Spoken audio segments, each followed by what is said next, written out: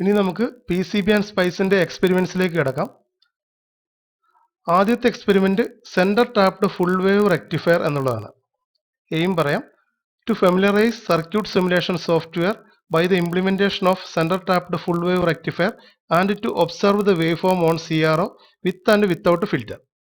അപ്പോൾ ഒന്നാമത്തെ experiment centre tapped full wave rectifier എന്നുള്ളതാണ്. ഈ എക്സ്പെരിമെന്റ് കൊണ്ട് അർത്ഥമാക്കുന്നത് PCB ആൻഡ് സ്പൈസ് ലാബിലെ സിമുലേഷൻ സോഫ്റ്റ്വെയർ എങ്ങനെയാണ് വർക്ക് ചെയ്യുന്നത്, എങ്ങനെയാണ് അത് ഉപയോഗിക്കുന്നത് എന്ന് മനസ്സിലാക്കുക എന്നുള്ളതാണ്. അതിനായി നമ്മൾ തിരഞ്ഞെടുക്കുന്നത് centre tapped full wave rectifier എന്ന സർക്യൂട്ടാണ്. ഇനി നമുക്ക് പ്രൊസീജിയറിലേക്ക് കടക്കാം. എക്സ്പെരിമെന്റ് സ്റ്റാർട്ട് ചെയ്യുന്നതിന് മുമ്പ് നമ്മൾ ഉപയോഗിക്കുന്ന കമ്പ്യൂട്ടറിൽ ഒരു ഫോൾഡർ ക്രിയേറ്റ് ചെയ്യണം.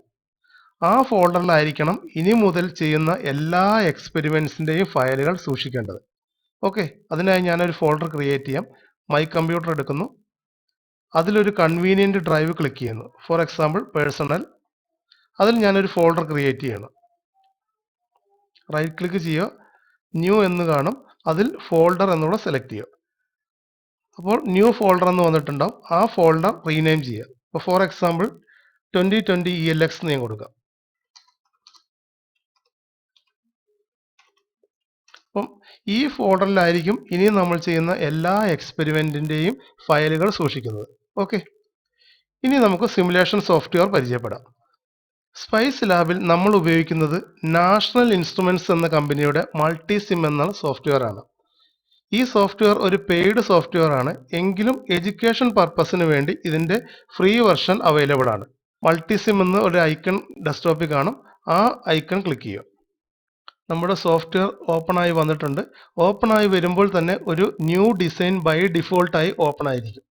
ഇനി ഇതിന്റെ മെനൂസ് എല്ലാം നമുക്ക് പരിചയപ്പെടാം. ഏറ്റവും ടോപ്പിലായി കുറേ മെനൂസ് നിങ്ങൾ കാണുന്നില്ലേ? ഇവ എന്താണെന്ന് നമുക്ക് നോക്കാം. ഫയൽ എന്നുള്ളത് ഫയലുമായി ബന്ധപ്പെട്ട മെനുകളാണ്. അതായത് ഒരു ഫയൽ ഓപ്പൺ ചെയ്യുക, ക്രിയേറ്റ് ചെയ്യുക, സേവ് ചെയ്യുക, പ്രിന്റ് ചെയ്യുക, അങ്ങനത്തെ കാര്യങ്ങളാണ് ഈ ഫയൽ എന്നുള്ള മെനുവിൽ ഉള്ളത്. ഈ എല്ലാ മെനുകളും ഡ്രോപ്പ് ഡൗൺ മെനുകളാണ്. നെക്സ്റ്റ് എഡിറ്റ്, ഗ്രാഫിക്സ് അല്ലെങ്കിൽ സർക്യൂട്ട് എഡിറ്റ് ചെയ്യുക, അതിന്റെ സെക്ഷൻസ് കോപ്പി ചെയ്യുക, പേസ്റ്റ് ചെയ്യുക, അങ്ങനത്തെ കാര്യങ്ങളാണ് എഡിറ്റിൽ വരുന്നത്.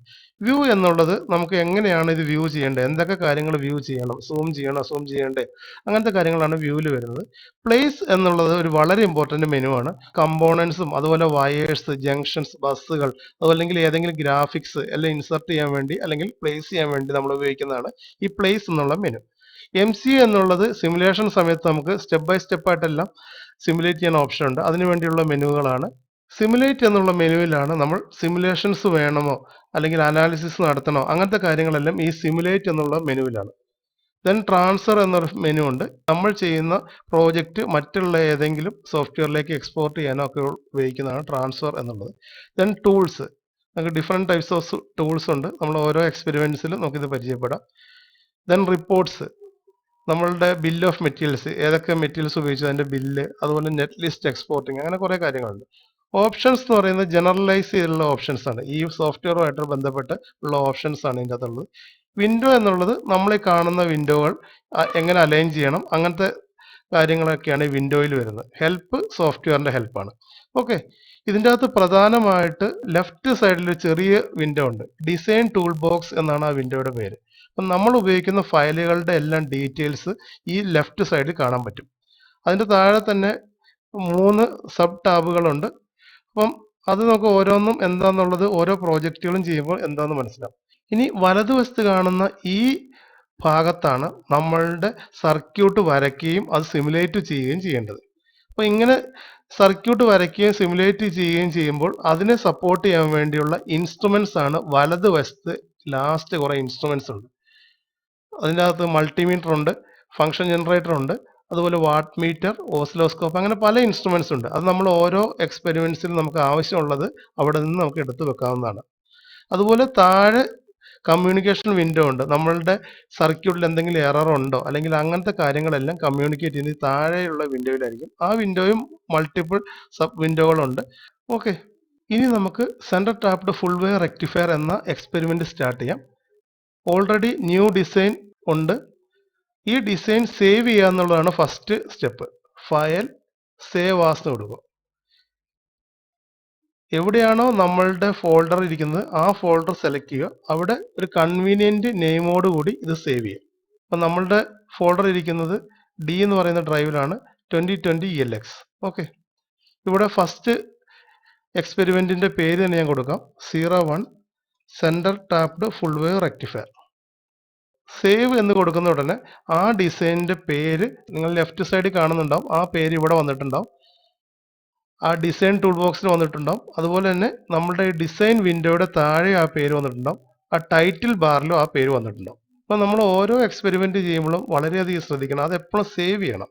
ഇല്ലാന്നുണ്ടെങ്കിൽ ഇൻ കേസ് ഇന്റർമീഡിയറ്റ് പവർ ഫെയിലിയറോ അല്ലെങ്കിൽ മറ്റെന്തെങ്കിലും ഇൻട്രപ്റ്റുകളോ വന്നു കഴിഞ്ഞാൽ ആ ഫയൽ നമുക്ക് പിന്നെ റിട്രീവ് ചെയ്യുമ്പോൾ നമ്മൾ ഉദ്ദേശിച്ച അത്ര കറക്റ്റ് ആയിരിക്കണം എന്നില്ല. അതായത് പിന്നീട് അത് റിട്രീവ് ചെയ്യുമ്പോൾ നമ്മളുടെ ആ ഫയൽ പൂർണ്ണമായിട്ട് തിരിച്ചു കിട്ടണം എന്ന് നിർബന്ധമില്ല. അപ്പോൾ അതുകൊണ്ട് നിങ്ങൾ ശ്രദ്ധിക്കണം, എപ്പോഴും ഫയലുകൾ സേവ് ചെയ്ത് സൂക്ഷിക്കാൻ ശ്രമിക്കുക. ഓരോ സർക്യൂട്ടും വരച്ച ശേഷം അത് സേവ് ചെയ്യുന്നത് ഒരു ശീലമാക്കും. ഓക്കെ, ഇനി ഏതൊക്കെ കമ്പോണൻസ് നമുക്ക് വേണമെന്ന് നോക്കാം. നമുക്ക് ട്രാൻസ്ഫോർമർ വേണം, ഡയോഡുകൾ വേണം, കപ്പാസിറ്റർ വേണം, റെസിസ്റ്റർ വേണം. ഇത്രയും കമ്പോണൻസ് ആണ് വേണ്ടത്. അപ്പോൾ അത് ആദ്യം നമുക്ക് പ്ലേസ് ചെയ്യാം. പ്ലേസ് എന്ന് ക്ലിക്ക് ചെയ്യുന്നു, കമ്പോണന്റ് എന്നുള്ള ക്ലിക്ക് ചെയ്യാം. തുറന്നു വന്നിരിക്കുന്ന വിൻഡോയിൽ ശ്രദ്ധിക്കുക, ഡേറ്റാബേസ് എന്ന് പറഞ്ഞിട്ടൊരു സെക്ഷൻ കണ്ടോ? നമ്മളുടെ കംപ്ലീറ്റ് കമ്പോണന്റിന്റെ ഡേറ്റാബേസ് ആണ്. അത് മാസ്റ്റർ ഡേറ്റാബേസ് സെലക്ട് ചെയ്താൽ മതിയായിരിക്കും. പിന്നെ ഗ്രൂപ്പ് എന്നുള്ളതാണ് സബ് ഗ്രൂപ്പുകൾ. ഇതിൻ്റെ അകത്ത് ക്ലിക്ക് ചെയ്യുമ്പോൾ ശ്രദ്ധിക്കുക, ഒരു ഡ്രോപ്പ് ഡൗൺ മെനു ഇറങ്ങി വരും. അപ്പോൾ അതിൻ്റെ അകത്ത് സോഴ്സസ് ഉണ്ട്, ബേസിക്സ്, ഡയോഡ്സ്, അങ്ങനെ കുറേ എണ്ണം ഉണ്ട്. അപ്പോൾ അതിൻ്റെ അകത്ത് ഓരോന്നിലും ഉള്ളതാണ് ഇവിടെ ലിസ്റ്റ് ഔട്ട് ചെയ്യുന്നത്. ഏത് ഫാമിലിയാണോ സെലക്ട് ചെയ്യുന്നത് ആ ഫാമിലിയിലെ സബ് മെനു ഇവിടെ ലിസ്റ്റ് ഔട്ട് ചെയ്യും. ഫോർ എക്സാമ്പിൾ ഞാൻ ബേസിക് സെലക്ട് ചെയ്യാന്നുണ്ടെങ്കിൽ ആ ബേസിക്കിന്റെ സബ് മെനുസ് ഇവിടെ വരും. അതിലെ ഓരോ കമ്പോണൻസിന്റെ ഡീറ്റെയിൽസ് ഇവിടെ വരും. അതിന്റെ സിമ്പൽ ഇവിടെയും ഫുട് പ്രിന്റ് താഴെയും വരും. ആ ഫുട് പ്രിന്റിന്റെ ഡീറ്റെയിൽസ് എല്ലാം നമുക്ക് പുറകെ പറയാം. അപ്പം എന്തായാലും നമുക്ക് വേണ്ടത് ട്രാൻസ്ഫോർമർ ആണ്. ഈ ട്രാൻസ്ഫോർമർ സെലക്ട് ചെയ്യാൻ വേണ്ടി ബേസിക് സെലക്ട് ചെയ്യുക. അതിനുശേഷം ബേസിക് വെർച്വൽ എന്നുള്ളത് ക്ലിക്ക് ചെയ്യുക. TS വെർച്വൽ എന്ന് കണ്ടില്ലേ, വലതുവശത്ത് നോക്കിയാൽ ഇത് ട്രാൻസ്ഫോർമർ ആണ്. ഇത് സെലക്ട് ചെയ്യുന്നു, ഓക്കെ എന്ന് അടിക്കുക. അപ്പോൾ നമ്മളുടെ മൗസിന്റെ കൂടെ ആ ട്രാൻസ്ഫോർമർ വന്നിട്ടുണ്ടാവും. അത് എവിടെയാണോ വെക്കേണ്ടത് അവിടെ ക്ലിക്ക് ചെയ്യുക. അപ്പോൾ നമ്മുടെ ട്രാൻസ്ഫോർമർ അവിടെ പ്ലേസ് ആയിട്ടുണ്ട്. നെക്സ്റ്റ് നമുക്ക് വേണ്ട ഡയോഡ്സ് ആണ്. ഡയോഡ് ക്ലിക്ക് ചെയ്യുന്നതിന് വേണ്ടി ഗ്രൂപ്പ് ക്ലിക്ക് ചെയ്യുക, ഡയോഡ്സ് എന്നുള്ളത് എടുക്കുക. അതിൻ്റെ അകത്ത് 1N4007 ആണ്. ഇത് കണ്ടുപിടിക്കാൻ ബുദ്ധിമുട്ടാണെങ്കിൽ കമ്പോണൻസ് എന്നുള്ളതിൻ്റെ അവിടെ ടൈപ്പ് ചെയ്താലും മതി. അപ്പം ഞാൻ 1N4007 എഴുതുമ്പോൾ ആ കമ്പോണന്റ് ഈ ലൈബ്രറിയിൽ ഉണ്ടെങ്കിൽ അതവിടെ ലിസ്റ്റ് ഔട്ട് ചെയ്യും. സെലക്ട് ചെയ്യുന്നു, ഓക്കെ എന്ന് അടിക്കുന്നു. അതിനുശേഷം പ്രോപ്പറായിട്ട് പ്ലേസ് ചെയ്യുക. ഒരു ഡയോഡും കൂടെ വേണം, പ്ലേസ് ചെയ്യുന്നു. ഇനി നമുക്ക് വേണ്ട റെസിസ്റ്റർ ആണ്. റെസിസ്റ്ററും ബേസിക്സിൽ തന്നെയാണുള്ളത്. റെസിസ്റ്റർ എടുക്കുന്നു, അതിനുശേഷം 1K റെസിസ്റ്റർ, ഓക്കെ എന്ന് അടിക്കുക, പ്ലേസ് ചെയ്യുക. ഇനി കപ്പാസിറ്റർ ആണ് വേണ്ടത്, 100 μF. 100 μF എന്നുള്ളതിന് ഇതിനകത്ത് UF എന്നാണ് അടിക്കേണ്ടത്, സ്മോൾ ലെറ്റർ U. 100 μF ഉണ്ട്, ഓക്കെ എന്ന് അടിക്കുന്നു, വെച്ചിട്ടുണ്ട്. അപ്പം നമുക്ക് വേണ്ട കമ്പോണൻസ് എല്ലാം തന്നെ ഇപ്പോൾ കിട്ടിയിട്ടുണ്ട്. ഇനി ഈ കമ്പോണൻസ് എല്ലാം ഇന്റർകണക്ട് ചെയ്യണം. അതിനായി ഈ വിൻഡോ ക്ലോസ് ചെയ്യും. കമ്പോണൻസ് ഇന്റർകണക്ട് ചെയ്യുമ്പോൾ ശ്രദ്ധിക്കണം, ആദ്യം കമ്പോണൻസ് പ്രോപ്പറായിട്ട് പ്ലേസ് ചെയ്യുക, അതിനുശേഷം അത് ഇന്റർകണക്ട് ചെയ്യുക. എങ്ങനെയാണോ റഫ് റെക്കോർഡിൽ നിങ്ങൾ സർക്യൂട്ട് വരച്ചത് അതുപോലെ തന്നെ പ്ലേസ് ചെയ്യുന്നതായിരിക്കും ബെറ്റർ. ഈ കപ്പാസിറ്റർ ജസ്റ്റ് ഒന്ന് റൊട്ടേറ്റ് ചെയ്യണം. അതിനായി കപ്പാസിറ്റർ സെലക്ട് ചെയ്യുന്നു, റൈറ്റ് ക്ലിക്ക് ചെയ്യുന്നു, അതിൻ്റെ അത് റൊട്ടേറ്റ് എന്നൊരു ഓപ്ഷൻ ഉണ്ട്.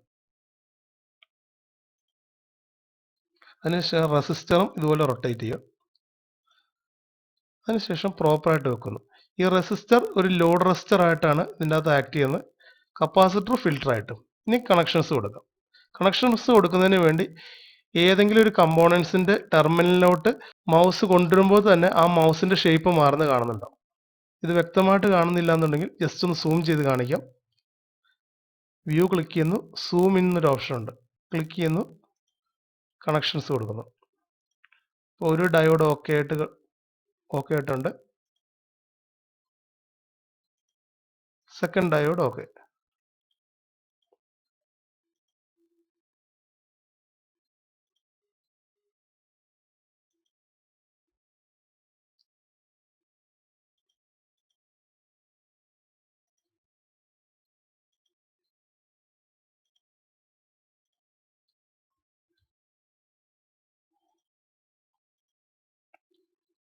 ഇപ്പോൾ നമ്മുടെ സർക്യൂട്ട് എല്ലാം കംപ്ലീറ്റ് ആയിട്ടുണ്ട്.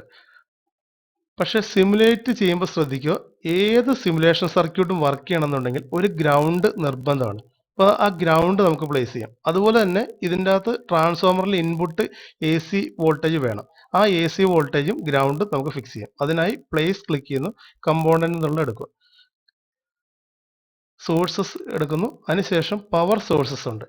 AC power source first one select ചെയ്യുന്നു, ഓക്കെ എന്ന് ക്ലിക്ക് ചെയ്യുന്നു, പ്ലേസ് ചെയ്യുന്നു.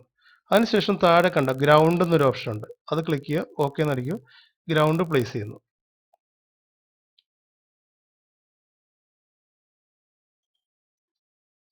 ക്ലോസ് ചെയ്യാം. അതിനുശേഷം കണക്ഷൻസ് കംപ്ലീറ്റ് ചെയ്യാം.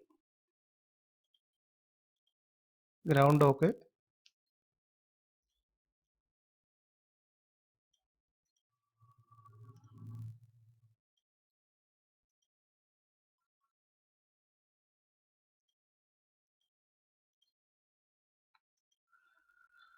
അപ്പോൾ കണക്ഷൻസ് എല്ലാം ഓക്കെ ആയിട്ടുണ്ട്. ഇനി ഇതിൻ്റെ എല്ലാ വാല്യൂസും അതിൻ്റെ ലേബലിങ്ങും അത് നമുക്ക് കറക്റ്റ് ചെയ്യണം. ഇപ്പോൾ ഫസ്റ്റ് ലെഫ്റ്റ് സൈഡ് തൊട്ട് തുടങ്ങാം. ആദ്യത്തത് AC സോഴ്സാണ്. AC സോഴ്സിൻ്റെ വാല്യൂ നമുക്ക് വേണ്ടത് 200 വോൾട്ട് RMSും 50 ഹെർട്സും ആണ്. അത് നമുക്ക് ചേഞ്ച് ചെയ്യാം. ഡബിൾ ക്ലിക്ക് ചെയ്യുക. അപ്പം ആ സോഴ്സിൻ്റെ പ്രോപ്പർട്ടികൾ വന്നിട്ടുണ്ടാവും. അപ്പോൾ ഇതിൽ കണ്ടോ വോൾട്ടേജ് RMS ഉണ്ട്, അത് 200 എന്ന് കൊടുക്കും. 200 വോൾട്ട്. ഫ്രീക്വൻസി 50 ഹെർട്സ്, 50 ഹെർട്സ് ആണ് വേണ്ടത്. ഓക്കെ എന്നടിക്കും. അപ്പം ആ സോഴ്സിൻ്റെ വോൾട്ടേജും ഫ്രീക്വൻസിയും സെറ്റ് ആയിട്ടുണ്ട്. ഇനി അതിൻ്റെ പേര് മാറ്റണം എന്നുണ്ടെങ്കിൽ ഇതിൻ്റെ അകത്ത് കണ്ടോ V എന്നൊരു ഓപ്ഷൻ കണ്ടോ, ഇതിൽ ബൈ ഡിഫോൾട്ടായിട്ട് ഒരു നെയിം ആയിരിക്കും വന്നിട്ടുണ്ടാവുക. നമ്മളുടെ ഒരു വാല്യൂ ആക്കി അത് മാറ്റാം. ഈ V1 എന്നുള്ള ഡബിൾ ക്ലിക്ക് ചെയ്യുക, ലേബലാണത്, ലേബൽ ക്ലിക്ക് ചെയ്യുന്നു, അത് നമുക്ക് മാറ്റാം. AC അണ്ടർസ്കോർ ഇൻപുട്ട് എന്ന് കൊടുക്കാം. ഓക്കെ, അപ്പോൾ AC ഇൻപുട്ട് എന്ന് വന്നിട്ടുണ്ട്, അത് നമ്മളുടെ ഇൻപുട്ടാണെന്ന് മനസ്സിലായി. ഇനി ട്രാൻസ്ഫോർമർ, ഇത് T1 എന്നാണ് കൊടുത്തേക്കുന്നത്, ഒരു ട്രാൻസ്ഫോർമറേ ഉള്ളൂ. അത് T1 എന്ന് എഴുതാം, അല്ലെങ്കിൽ ട്രാൻസ്ഫോർമർ എന്ന് കൊടുക്കാം, അത് നമുക്ക് ഇഷ്ടമുള്ള പോലെ ചെയ്യാം. അത് T1 തന്നെ ഇരിക്കട്ടെ. ഡയോഡ് 1, ഡയോഡ് 2 ഓക്കെയാണ്. C1 കപ്പാസിറ്റർ 1, ഒരു കപ്പാസിറ്ററേ ഉള്ളൂ. R1 resistor 1. ഇത് ലോഡ് റെസിസ്റ്റർ ആയതുകൊണ്ട് നമുക്ക് ഇതിനെ RL എന്ന് കൊടുക്കാം. ലേബൽ RL, ലോഡ് റെസിസ്റ്റർ ആണ്, RL എന്ന് കൊടുക്കാം. ഓക്കെ, ഇതിന് ശേഷം നമ്മൾ എന്ത് ചെയ്യണം, ഈ ട്രാൻസ്ഫോർമറിൻ്റെ വാല്യൂസ് കറക്റ്റ് ആണോ നോക്കണം. കാരണം നമ്മളൊരു ട്രാൻസ്ഫോർമർ വെറുതെ എടുത്ത് വെച്ചതാണ്. ഈ ട്രാൻസ്ഫോർമർ നമുക്ക് വേണ്ട ട്രാൻസ്ഫോർമർ ആണോ എന്നുള്ളതാണ് നമ്മൾ കണ്ടെത്തേണ്ടത്. ഫോർ എക്സാമ്പിൾ, നമുക്ക് 6 വോൾട്ടിൻ്റെ ട്രാൻസ്ഫോർമർ ആണ് വേണ്ടതെന്ന് വെച്ചു.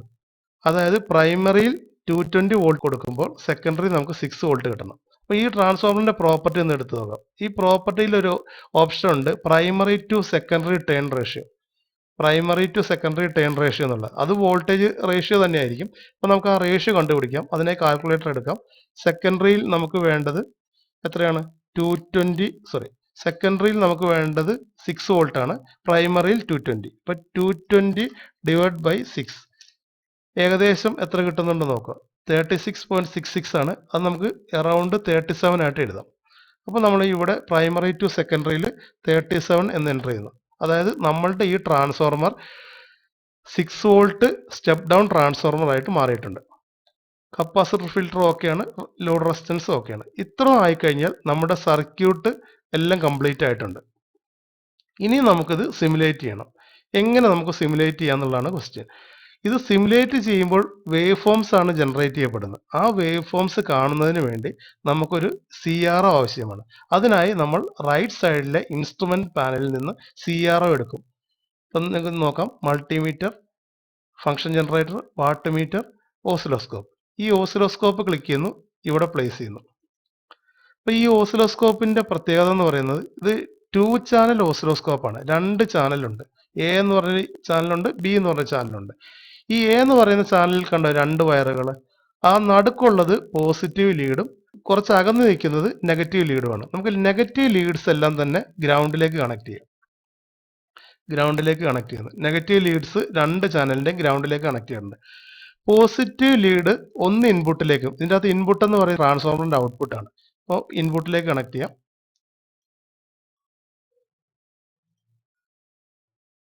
ഇൻപുട്ടിലേക്ക് കണക്ട് ചെയ്തിട്ടുണ്ട്. നമുക്ക് തൽക്കാലം താഴത്തെ വിൻഡോ ക്ലോസ് ചെയ്യാം. അപ്പം കുറച്ചുകൂടെ വലിയ ഒരു വ്യൂ കിട്ടും. ഓക്കെ, രണ്ടാമത്തെ ചാനൽ ഔട്ട്പുട്ടിലേക്ക് കണക്ട് ചെയ്യാം. അപ്പോൾ ഇൻപുട്ട് ആയിട്ടുണ്ട്, ഔട്ട്പുട്ട് ആയിട്ടുണ്ട്.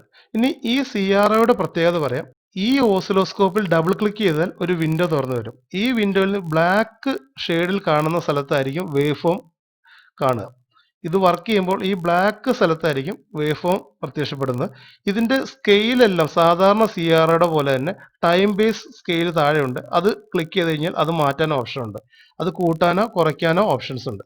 അതുപോലെ വോൾട്ടേജ് സ്കെയിൽ അത് രണ്ട് ചാനലിന്റെ സെപ്പറേറ്റ് ആയിട്ടുണ്ട്. അതായത് നമ്മൾ Y ആക്സിസ് സ്കെയിൽ എന്ന് വേണേൽ പറയാം. ചാനൽ എ, ചാനൽ ബി, അതിന്റെ രണ്ടിന്റെ സ്കെയിൽ സെപ്പറേറ്റ്ലി അഡ്ജസ്റ്റ് ചെയ്യാം.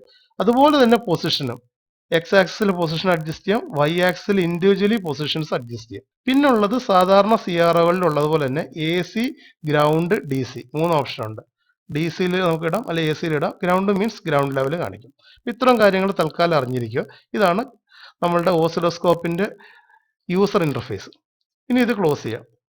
ഓസിലോസ്കോപ്പിൽ വരുന്ന ട്രേസിന്റെ കളർ എങ്ങനെ ഇരിക്കുന്നുള്ളത്, ഈ ഇൻപുട്ടിലേക്ക് കൊടുത്തിരിക്കുന്ന വയറിന്റെ കളർ ഏതാണോ ആ കളറിലായിരിക്കും ട്രേസ് വരുന്നത്. ഇപ്പൊ ഈ കേസിൽ രണ്ട് ഇൻപുട്ട് റെഡ് കളറിലാണ്. അപ്പോൾ ആ രണ്ട് ട്രേസുകളും റെഡ് കളറിലായിരിക്കും ഇരിക്കുക.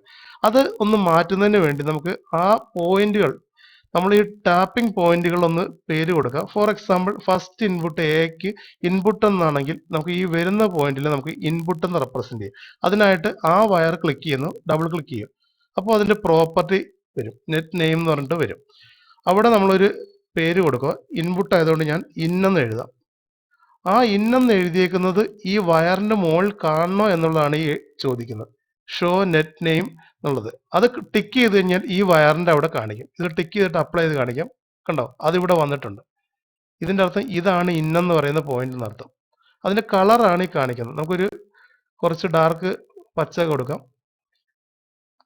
ഓക്കെ, ഇത് അപ്ലൈ ചെയ്യുന്നതോടുകൂടി ആ വയർ പച്ച കളറായി. നിങ്ങൾ ശ്രദ്ധിച്ചാൽ മതി, ആ വയർ പച്ച കളറായിട്ടുണ്ട്. ഓക്കെയാണ്. അപ്പൊ ഇൻപുട്ട് ഗ്രീൻ ആണെന്ന് മനസ്സിലായി. ഇനി ഔട്ട്പുട്ട് നമുക്ക് ജസ്റ്റ് ഒന്ന് ഔട്ട്പുട്ട് മാർക്ക് ചെയ്യാം. ഔട്ട് എന്ന് കൊടുക്കാം.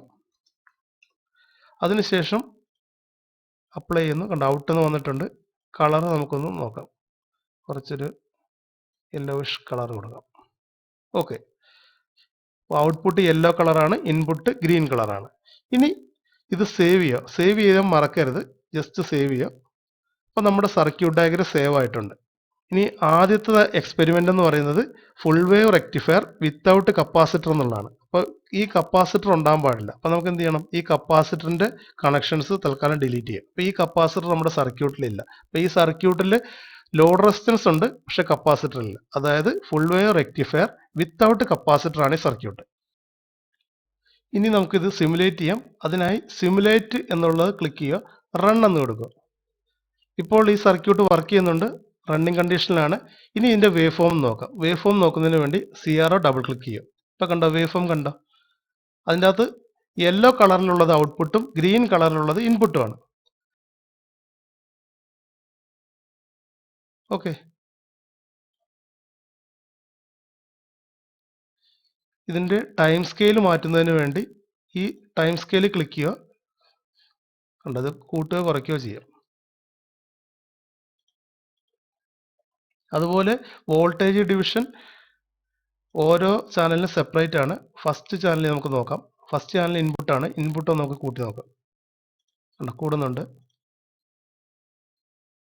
സെക്കൻഡ് ചാനൽ അതുപോലെ ഒന്ന് കൂട്ടി നോക്കാം. ഓക്കെ,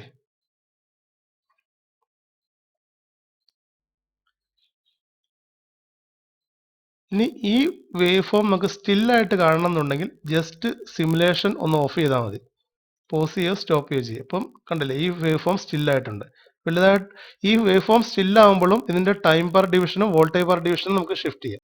അപ്പോൾ ഇതാണ് നമ്മളുടെ centre tapped full wave rectifier without ഫിൽറ്ററിന്റെ ഗ്രാഫ്.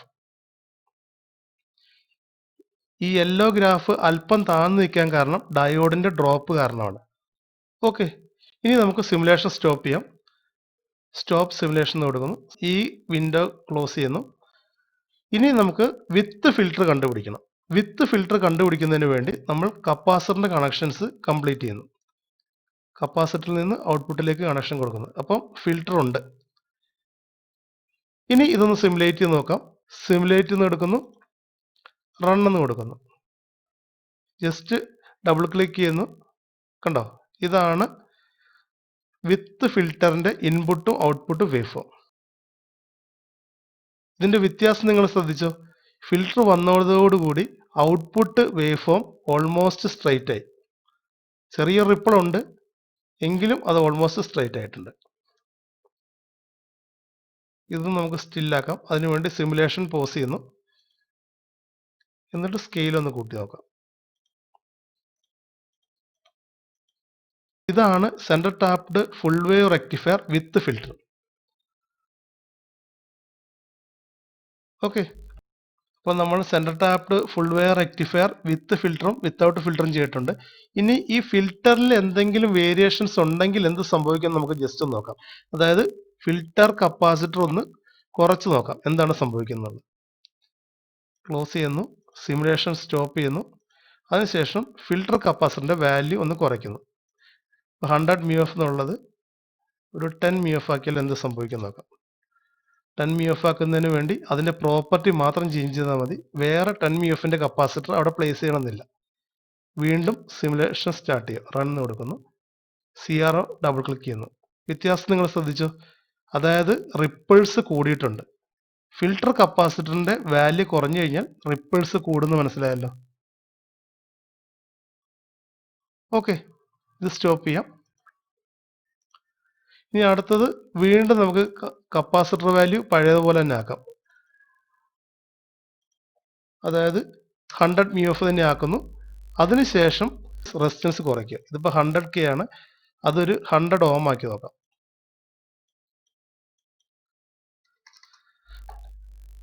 ഓക്കെ, സിമുലേറ്റ് ചെയ്ത് നോക്കാം. കണ്ടില്ലേ, ഫിൽറ്റർ കപ്പാസിറ്ററിന്റെ വാല്യൂ കുറഞ്ഞാലോ ലോഡ് റെസിസ്റ്റൻസ് കുറഞ്ഞാലോ ഒക്കെ റിപ്പിൾസ് കൂടിക്കൊണ്ടിരിക്കും. ഓക്കെ, അപ്പോൾ ഫസ്റ്റ് എക്സ്പെരിമെന്റ് ആയ central trapped full wave rectifier ഒരു സിമുലേഷൻ സോഫ്റ്റ്വെയർ ഉപയോഗിച്ച് എങ്ങനെയാണ് ചെയ്തത് എന്ന് നിങ്ങൾക്ക് മനസ്സിലായെന്ന് പ്രതീക്ഷിക്കുന്നു. ഇതിന്റെ വേവ് ഫോംസ് എല്ലാം കറക്റ്റ് ആയിട്ട് നോട്ട്ബുക്കിലേക്ക് വരച്ചെടുക്കുക. അടുത്തൊരു എക്സ്പെരിമെന്റുമായിട്ട് ഞാൻ വീണ്ടും വരാം. ഓക്കെ.